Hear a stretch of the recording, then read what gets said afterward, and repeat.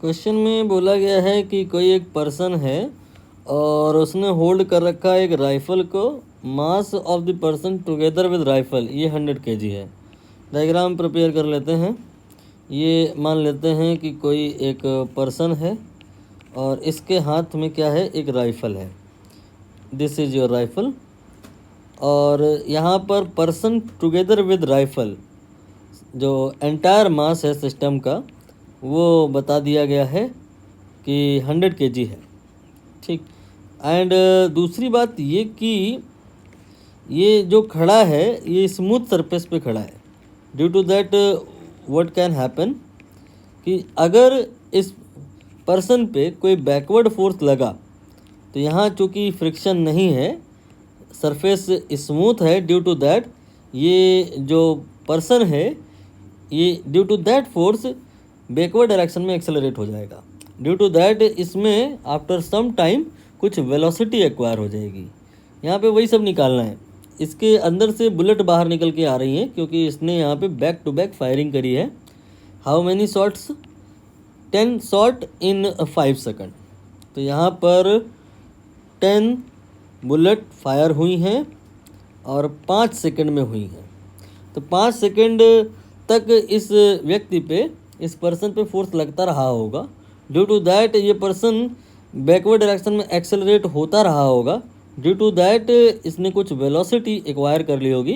तो 5 सेकंड के एंड पर इसका फाइनल वेलोसिटी कितना होगा ये बताना है। और ये भी बताना है कि ड्यू टू दैट फायरिंग इस बुलेट ने जो पर्सन पे, इस गन ने जो इस पर्सन पे फोर्स लगाया है उसका वैल्यू कितना होगा। विथ फार्मूला, विदाउट फार्मूला, मतलब स्टैंडर्ड रिजल्ट का यूज़ किए बिना भी पॉसिबल है एंड यूज़ कर भी सकते हैं। दोनों कवर करा लेते हैं। आप यहाँ पर सबसे पहले देखो कि जो बुलेट बाहर आ रही है उसका मास कोई बहुत ज़्यादा नहीं है, 10 ग्राम है। Compare to this you can say कि ये निग्लेजिबल है।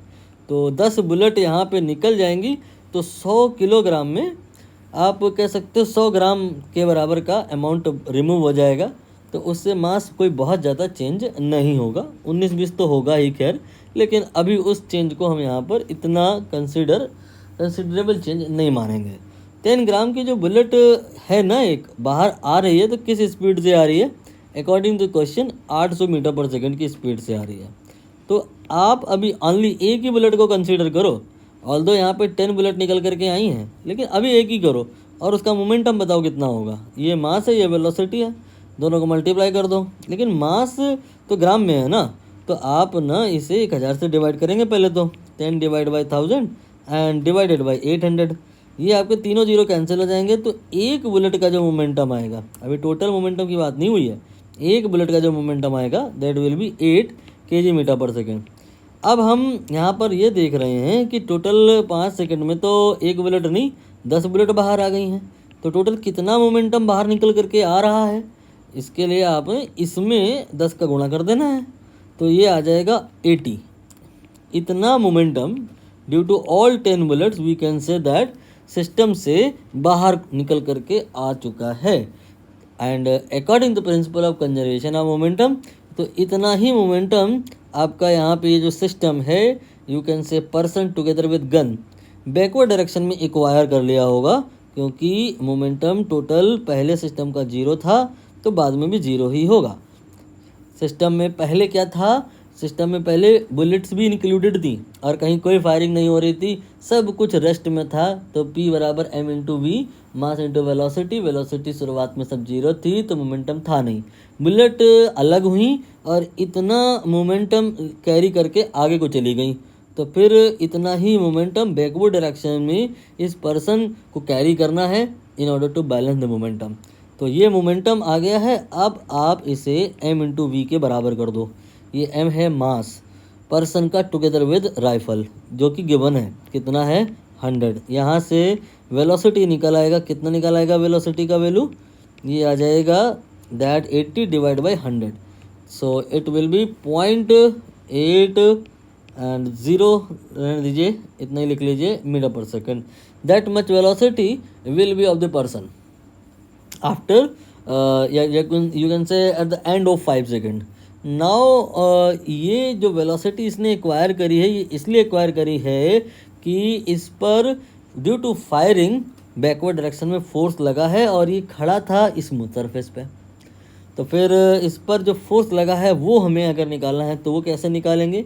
न्यूटन ने बताया कि भाई होता है ऐसा कि चेंज इन मोमेंटम देख लो और कितने टाइम में हुआ ये देख लो, फिर डिवाइड कर दो तो फोर्स आ जाएगा।